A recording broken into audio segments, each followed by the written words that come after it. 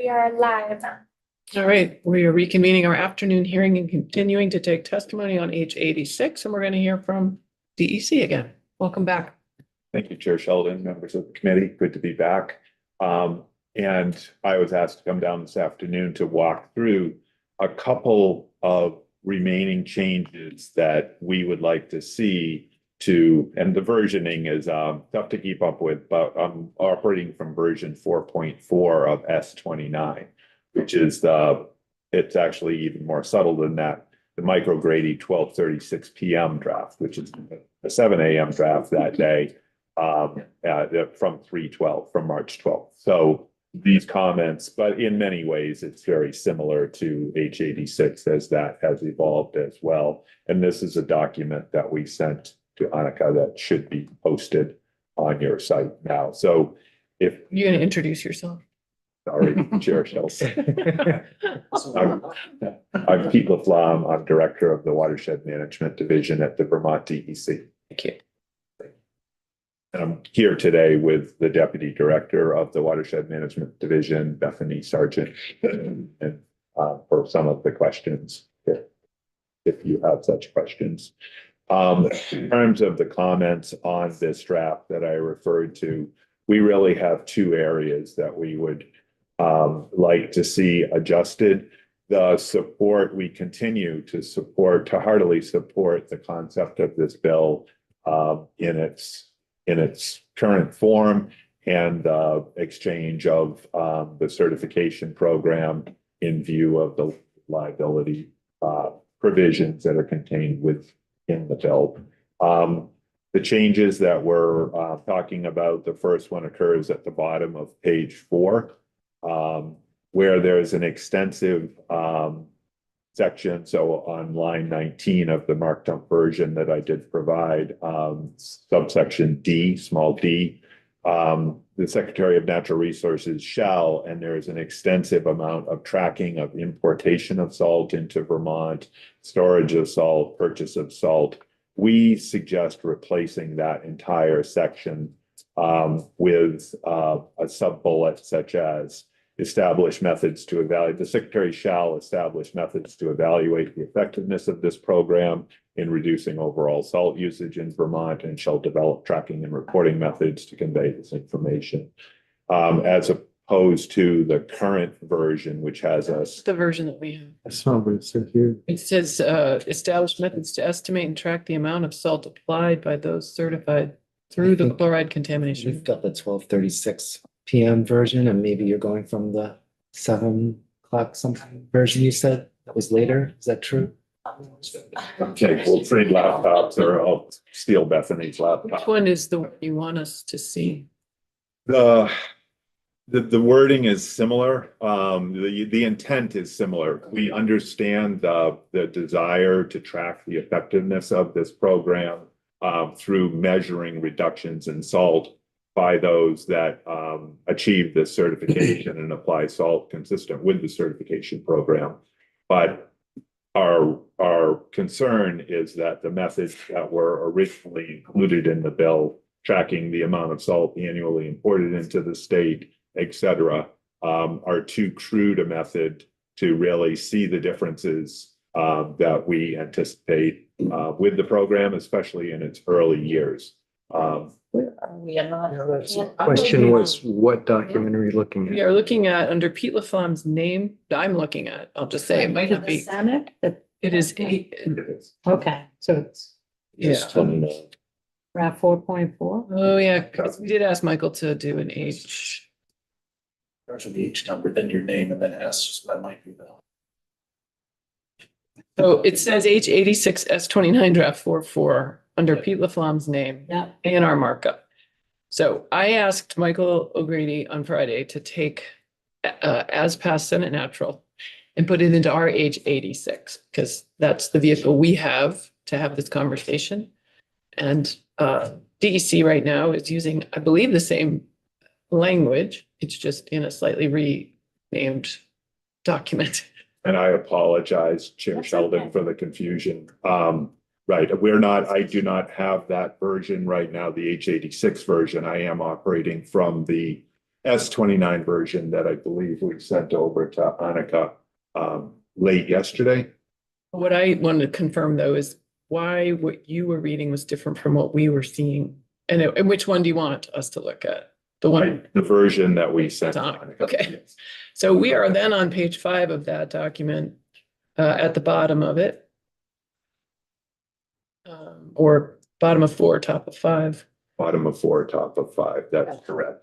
Okay. The Thank you. strikeout would begin at the bottom of 4 and continue on to page 5. And we recommend at the bottom of 4, the language telling the Secretary of Natural Resources that they shall establish methods to estimate and track the amount of salt applied to those certified through the chloride contamination reduction program. So in other words, we understand the desire and share the desire to track the reduction in salt applied as a result of this program.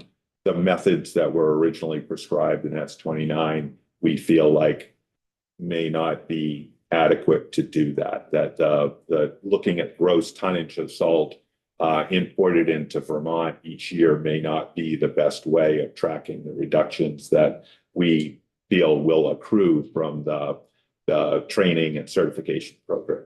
Do you have thoughts on what will those be? The reporting, being able to assess and consolidate the reporting requirements that the individual salt applicators will be, as Ted Deers from New Hampshire spoke earlier, and as the intent of the maintaining the limited liability, being able to keep track of the records of application, being able to look at those over time. And, you know, as more and more there, again, there's an independent variable there because more and more applicators over time, as New Hampshire DES testified, they'll be coming on board. We really expect that early on, there'll be a relatively small number in year 1, and that will continue to accrue, and being able to look at that over time and look at the accumulation then of reductions that are accruing across both the individual reductions by a particular applicator and then overall the number of applicators that are participating in the program, we feel like would be a better way of looking at that. It will continue to bounce year to year, as New Hampshire testified, depending on the nature of the winter. But it will, over time, evidence is that over time, using these optimized methods to control ice and snow, which in fact may, in many cases, pre-wetting surfaces, managing surfaces in accordance with many of the BMPs that are called out under a program like this, will not only reduce the use of salt, but provide for safer surfaces as well. The other change that we would recommend is towards the end of this document, and now I'm on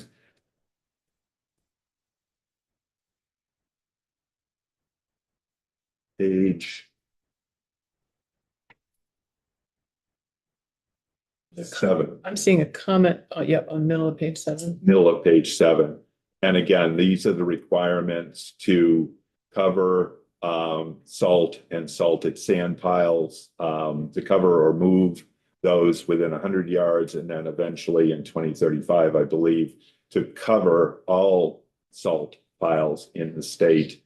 There was a 4-page document produced by Mike O'Grady that I believe the chair has, and I'm not sure if it's available to the entire committee. You're reminding me that I had him insert that into H86 that is now posted under his name. I went ahead and did that. Okay, terrific. That language that I testified to Senate Transportation Committee about, that first, before setting forth those requirements and those dates, having A&R produce by December of this year a report that calls out the extent of the problem, the costs associated with that covering of salt piles, and then identifying potential funding sources for municipalities to use is an important first step before setting forth the requirements upon municipalities, particularly smaller ones.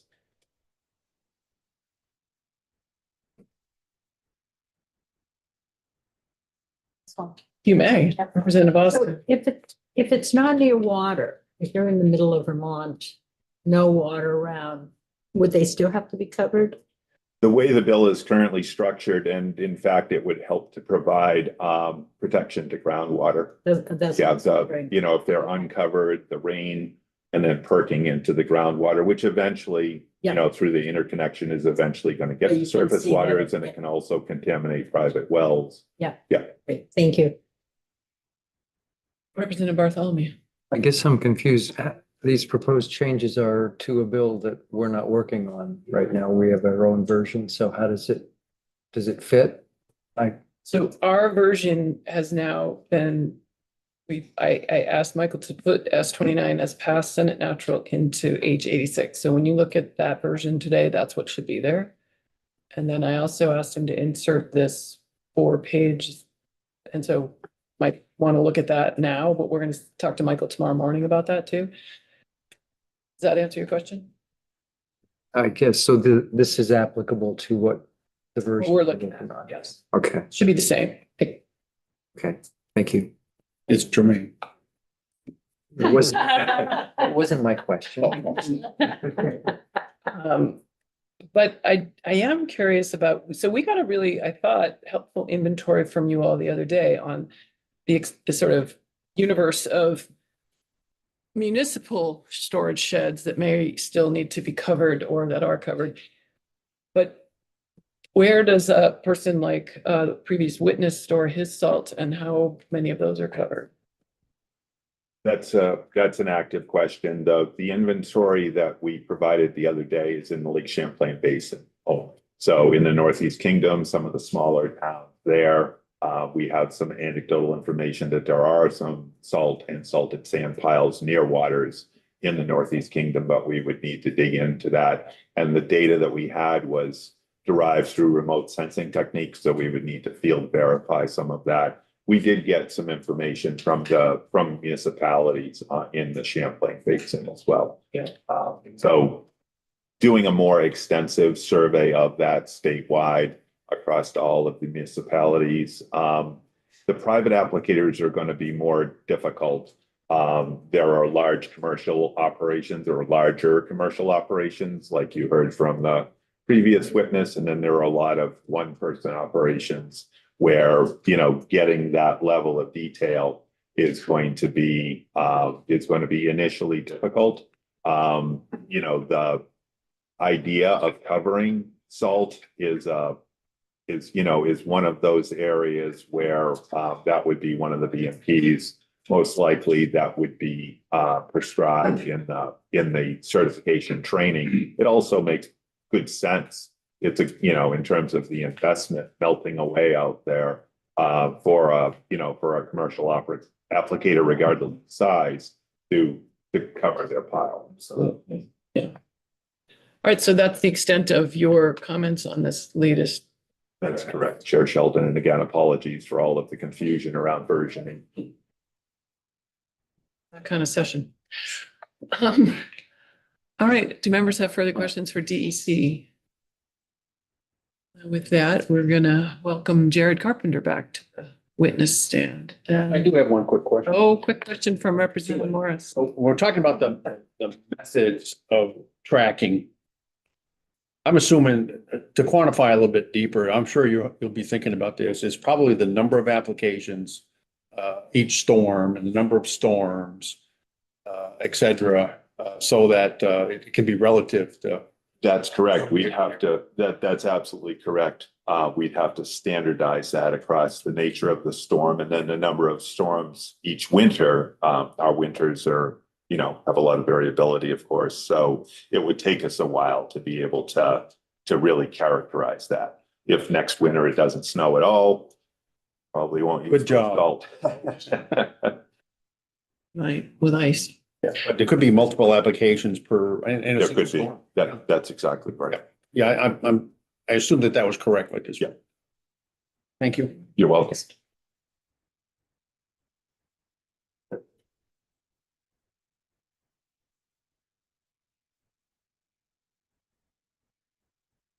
Definitely good afternoon, everyone.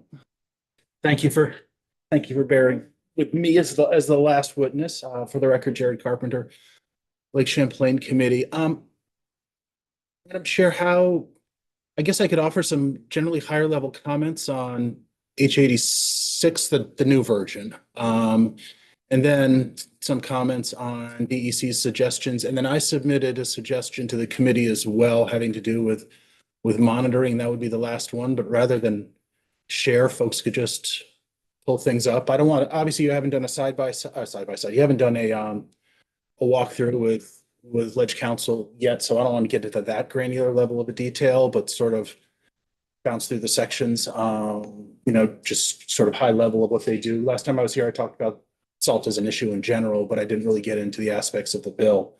And rather than coming back and doing that later, I thought I could do that now. If that sounds okay. Sure, that sounds great.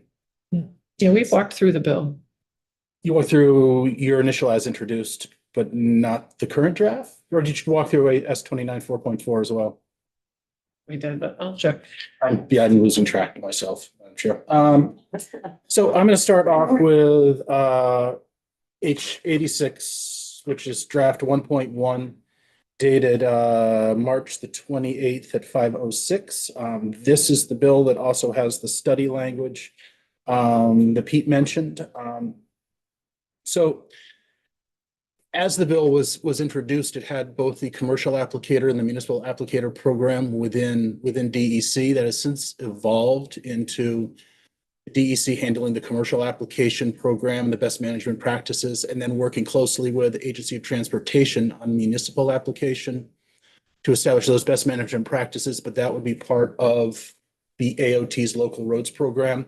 We think that's, so in generally, the environmental advocates are very much in favor of this bill. We've been working on it sort of all the way along. We think it's come down for the most part to a good spot, so to speak. Where it's the division of labor, it's not too much. We think it'll develop a strong program without, being overly burdensome on the capacity of either agency.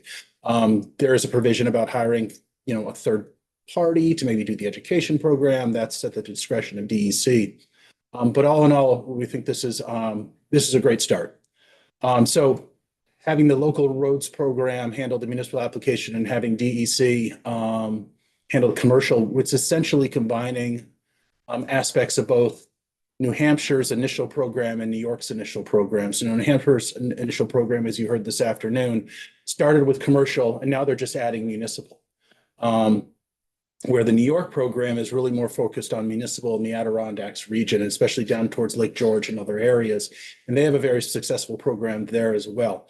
The education is handled slightly differently by different groups, but it's essentially sort of boils down to the same type of program with best management practices. In terms of best management practices, the DEC will be responsible for putting these together. It won't be reinventing the wheel. There's a lot of good programs out there. There's the New Hampshire program, the New York program, Maiden's got a program, Minnesota, Wisconsin. Vermont, Agency of Transportation has a good program that they use for their own state applicators. So there's a lot to draw from. It won't be created out of whole cloth. There's sort of a general idea of what the BMPs are going to be, sort of as the foundation of this program.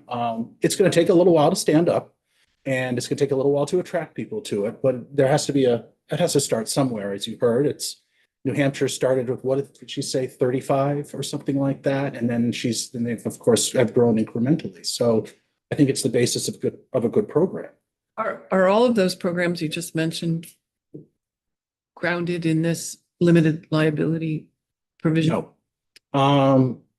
New Hampshire's is grounded, of course, in the limited liability provision. Grounded might not be the right word, but it of course includes it. I'm not sure about Minnesota and Wisconsin, but I don't think New York has a limited liability provision. But ask Mike tomorrow. Municipalities do have their own certain level of liability protection as town actors.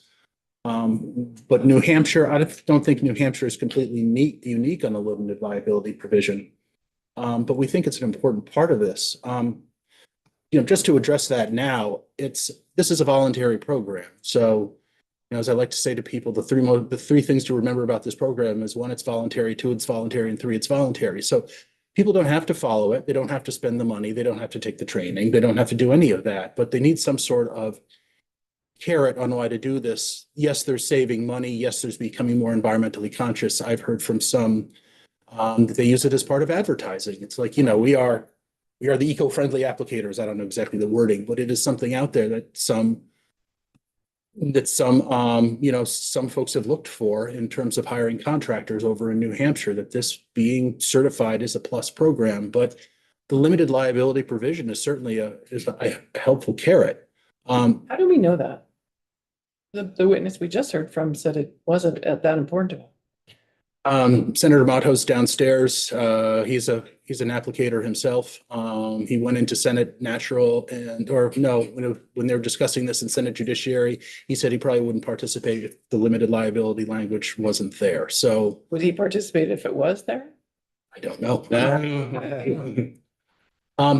I think it's an extra important carrot. I get the point that Adam was making when he was testifying, but this is about finding that sweet spot between safety and environmental protection and others. And it's people over apply because they're concerned about the liability. If a little's enough, then a lot must be much better, especially when you walk around here in town. They overuse salt. There's just too much. But I think this is the fact that limited liability provision, which is very specific. And if you look at the language, I don't have it memorized, but not liable for damages arising from hazards on real property owned, occupied, maintained, or operated, but by that person when A, the hazards are caused solely by ice or by snow or ice, or any failure or delay in moving is the result of the implementation of the best management practices. So Limited. yes, it's very narrowly drawn. It's slip and fall. It has to be caused by snow and ice, and it has to be, you have to be following the best management practices. And as you heard from New Hampshire, you also have to be keeping very good records. And that is, if you look at bottom of page 3, down all the way through page 4 to the bottom, the department is to come up with a very accurate record keeping of, the New Hampshire's is, what time you showed up, what was the temperature, how much salt did you use? I mean, there's a lot of different factors that you have to keep records from. And it's not stored at the agency and it's not stored at New Hampshire. It's the applicator has to keep records. And if for some reason something happens, they have to be able to produce this to show that they've been following BMPs. The brake lines fail and they crash into somebody, that's not solely caused by snow and ice. If, there could be a myriad of other things that could happen, that liability could occur. But this is slip and fall where you can't be following the best management practices and not be keeping records that you've been doing so. We would argue it's pretty narrow. I'm not sure how it could be more narrowly drawn, but that is sort of my thoughts on the limited liability provision. And I guess, Madam Chair, you're right. Some people would probably do this if it wasn't available and some people wouldn't, but we think it's an important carrot in a program that is voluntary. Representative Sacco. I thought we heard from the New Hampshire folks that when they started the program, they didn't have the limited liability and they had very few signups. And then when they did include it, that's when it really took off. Oh, no. We did say that, yes. The history. Okay, great. That was the 40 to 700. that was the added enthusiasm, so to speak. That was relatively recent, like 2 years ago they added, right? Don't recall. I'm not sure exactly. They were a few years in when they added it. It was a few years in, but I think it was before the midway point. I mean, I think it was a couple of years in, not like year 7, but I can double check. I can even and ask. We have written testimony that I'm just skimming, but it might be in there. But anyway. So those are the two of the main provisions going through, the record keeping, the limited liability provision, the best management practices, working with AOT on the Vermont Local Roads Program. Agreed the report that was suggested by Senate Transportation downstairs that is now incorporated this. I think it's going to be a good way to get a handle on exactly what the situation is and also what's the cost. One of the provisions in here is not only estimated number of facilities, but an estimated the total cost to cover or move facilities for the storage of salt and sand mixtures or sand that is not mixed with salt. So if you're within a 100 yards of a, of a surface water and you're required to cover by 2030, one of your options is to move. And that might be a less expensive option than covering. It might not be. I mean, the town might not have another piece of property to which they could move it to. But there are other provisions to just, that this report would look into. We think that's an important aspect of it. And it does come back within a year. So it's a pretty tight turnaround on timeline to get a sense of the breadth of the situation and how much it might cost per salt storage area, so to speak. So that's sort of general outlook on the current version of the bill as it is for the committee at a high level. Couple of things about what Pete had talked about in terms of his suggestions. So the bottom of page 4, when it was suggested the Secretary of Natural Resources shall, in new languages, establish methods to estimate and track the amount of salt applied by those certified through the Chloride Contamination Reduction Program, and then striking out the next several provisions. I agree. We agree with that. That's it would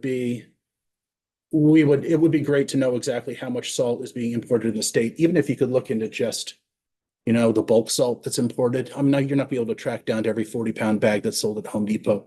But if you were able to track bulk salt that came into the state and how much was used, that'd be fabulous. But I don't think you're going to get, as Pete was saying, you're not going to get a baseline every year because you're going to have different amounts imported every year depending on how much you used last year. And the big operators can probably tell you exactly how much salt that they've been purchasing, but getting down to every commercial applicant, it's hard math. But it would be good to know exactly how much salt reduction is occurring by the program. And so you could extrapolate how much that is having benefit on the environment. One thing that has been talked about frequently is it's a great program, but it's really hard to quantify. But for being certified in this program, we've seen a decline of X percent in that it's just not there. But I think this is a good way of at least getting a sense of how much salt is being used, less salt is being used through various practices. So we're in agreement with that one. The next one that Pete had mentioned was inserting the report language, which of course we are in favor of. We would like to keep the language in that says, that keeps, the language that is currently in the bill is that salt sheds within 100 yards of surface water be covered by 2030, and those other sheds not within that distance are covered by 2035. DC has suggested removing the 2035 language. It would be our preference to keep both provisions in the bill just to give us sort of a timeline that will help extrapolate costs and how much it's going to cost to do all this covering. It'll also give towns more of a sense of if they move the salt shed, it's still going to have to be covered by a certain date, a date certain by 2035. If they take it out of the area of a surface water, there is concerns about salt leaching into groundwater and polluting aquifers, and then of course can drift over towards surface waters. I think it's something worth considering. Yes, we can come back at some time in the future and insert language like that, of course, but I think everybody's experience here, mine included, is if the bill's in front of you, it's easier to do it right then than come back in a couple of years and try to relitigate the whole thing over again or include it in another bill. So it would be our suggestion just to keep all that language in, the 2030 language and the 2035 language, in addition to the report language, which we think is really valuable. Yeah, so I'm not sure, did you comment on that, Pete? Our comment was that until we understand the costs associated, and as Jared was just saying, they do have the option of moving those within 100 yards, but if the requirement is still to cover in what essentially will be 9 years, all salt piles in the state. That universe is currently unknown, and the costs associated with that will be far greater. There will be no option to move. It will be, you have to build a large cover over all of those piles in the entire state. And that has a, that's a level of concern as to the costs and as to how to pay for that. So before those firm dates are put in there, we recommend evaluating the extent of those covers and also the costs associated with doing that wholesale.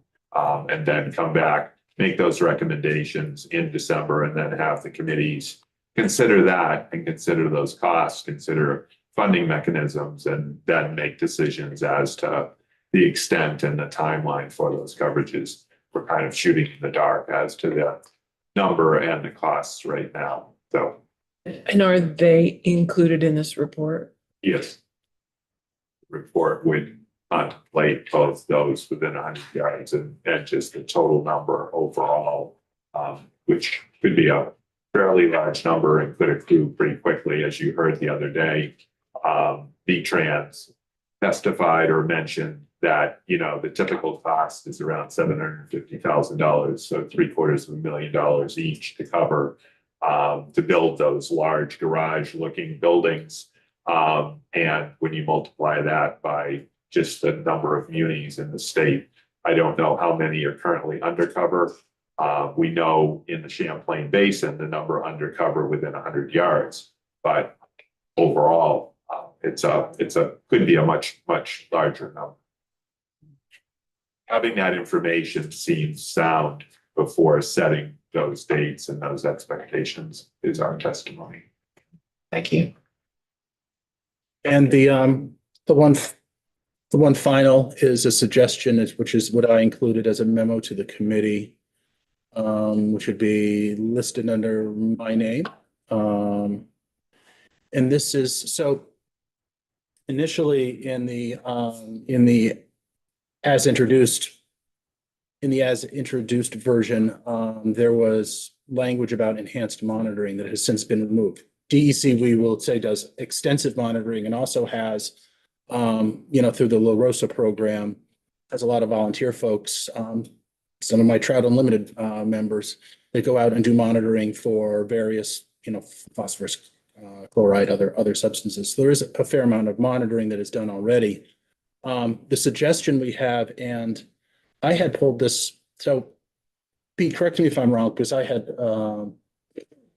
last week in your proposed A&R changes of to version 3.2 had made changes to the monitoring language that was since removed, correct?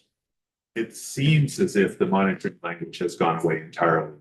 We did propose changes that It set has. forth that the secretary shall monitor as necessary to both track impaired waters and also Okay. develop TMDLs where necessary.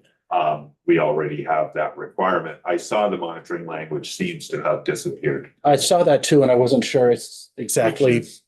We're fine with that, frankly. I'm assuming you are.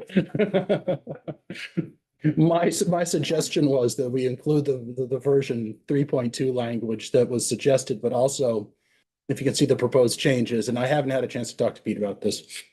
I believe I have gone back and forth about this to add the highlighted sentence that that monitors chloride. In circumstances when a chloride discharge to waters is occurring from a single identifiable source, the secretary shall monitor for compliance at the point of discharge to a water or wetland of the state.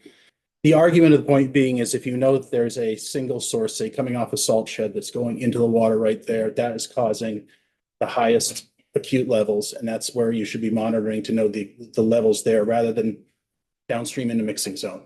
And once the source has been identified and has been corrected, you wouldn't have to monitor from there anymore. There was concerns. We've gone back and forth with DEC on this one of, you could have multiple diffuse sources coming up from the ground and groundwater. And that's, of course, you can't monitor for that. But if there's one source coming off of something that's identifiable, it should be monitored right there at the point of It's like discharge it should be dealt with, not. and dealt with. Well, monitored and dealt Don't with. monitor, just make it stop. Well, once it stops, you wouldn't have to monitor from that point anymore. Okay, so we have a few things as a committee to think about. Do folks have questions for Jared right now?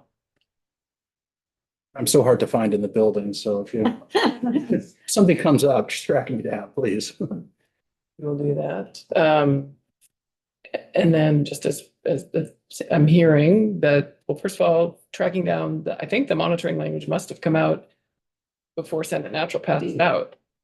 Because that's where I got my version from. It hasn't been modified since it has been amended since it came out. So that's that. We can cogitate on whether or not we support that overall concept. And then if we want to think about putting it back in, we could consider the proposed changes from Jared. And then the dates on coverage for salt sheds outside of the 100-yard zone from surface water. We need to think about what we want to do with that. And so tomorrow morning, we will have time with Michael O'Grady to walk through and discuss any questions we have and have a committee conversation with our council on this bill. Question if I, Senator Tagliavia. my question is for DEC. The wording you were just talking about in S29 version 3. TMDL. What does a TMDL look like if we get to that? How do we get there? We've developed one TMDL, sort of the prototype, and we've had it approved by EPA for that small brook in Colchester at exit 16 that attributes the exit. The water doesn't come close to meeting the standard. It's very high, and the sources are really from three, AOT, the local town, and the commercial applicators. And so it looks at the reductions necessary from each of those three applicators or sources to actually meet the water quality standard in that water, and those reductions are pretty dramatic. Go ahead. Follow up? Yeah. What does dramatic equal? Does that equal a loss of safety of the roads or parking lots? Well, you're exactly right. That's the tension, Representative, and we have to balance those two things. And it's an issue that's being faced in New Hampshire. It's being faced across the entire northern tier. A TMDL sets forth the goals, but it's not an implementation mechanism. Implementation comes about either through regulation or outreach and education, which is really what this component is. So we need to start taking steps to assess what's being applied by the commercial applicators in that area, because we don't know that, and then also work to optimize that application. No one's suggesting that we should go further than that and create unsafe conditions. It's an issue. It's an issue, again, across the entire northern tier, where impervious surfaces are growing to the extent they are, and especially in these small watersheds, and you need to put the right amount of salt on. What we're saying here is that we don't want to put more than that. It's a step in the right direction, but it's an issue in these very developed small watersheds. One more, if I may. We're talking about the need for more housing. More housing most likely means more roads. If we get these numbers going in the right direction, and we bring online, what is 40,000 homes we need? That's Large number. a lot of roads. It is. Then what? We come back and say, eventually we have to ban the use of salt? There's no alternative right now. So it's a really difficult, it's between the rock and the hard place, if you will, here. I mean, the first most important step is to optimize and not over apply. And we're saying that's an enormous first step. What we do beyond that, continuing to look nationally for salt alternative, for sodium chloride alternatives, continuing to optimize, but no one is suggesting that we should live with or tolerate unsafe surfaces. So it's a difficult problem. And that's why we feel it's so important to take this first step towards optimizing and not over applying beyond that which is needed. Building on that a little bit, what is happening in that TMDL watershed? The implementation plan, what does that end up looking like? It's going to be having AOT, having the local town, Colchester, and then having the commercial applicators in that watershed that are de-icing Costco and the supermarkets there and the hotels and all of the other commercial development in that area, getting them to not over apply and seeing what those reductions will do in terms of, and then as Ted Deers from New Hampshire was talking about, there's a lag time. We won't know for several years the effect of that on receiving water, but continuing to monitor that, continuing to set forth goals for AOT, for the town, and for the applicators to work within their different allocations of the TMDL. And I thought it was really important for us all to hear Robbie DuBois talk about cultural expectations and how those have changed. We've had ice and snow in Vermont for hundreds of years without salt. And now we have a different expectation, and we have access to better footwear now, I would argue. So there are other ways that I would hope would be utilized. You're exactly right, Chair Sheldon, and those expectations, and then also the growth of impervious surfaces. Vermont has a lot more development than it did 10 years ago, or certainly 100 years ago. All right. Further, There is a tension there between safe surfaces and these very, very dense developed small watersheds. yeah. Representative Austin. So, there's no treatment. I mean, it's amazing to me that I can have a sand filter like 10 feet from the lake and it's safe. You know, I mean, it treats Yes, treats the wastewater. water. Yeah, and there's nothing where we could collect rainwater, direct it to a treatment. once Not the storm ponds don't work, right? the storm ponds don't touch it. Once the chloride gets in solution, once you mix up that salty water, getting that out, really the only technique to use is the large desalination plants out in California that take ocean water in and either have to evaporate the water out or push it through reverse osmosis to deny the passage of those chloride ions through the membrane. It's extremely expensive and difficult just to produce drinking water from ocean water, there's a concept called irreducible concentration where you get very, very low concentrations that may still be harmful to aquatic life, but it gets exceedingly difficult to get those concentrations out. So there is technology, but it's really not feasible, extremely expensive.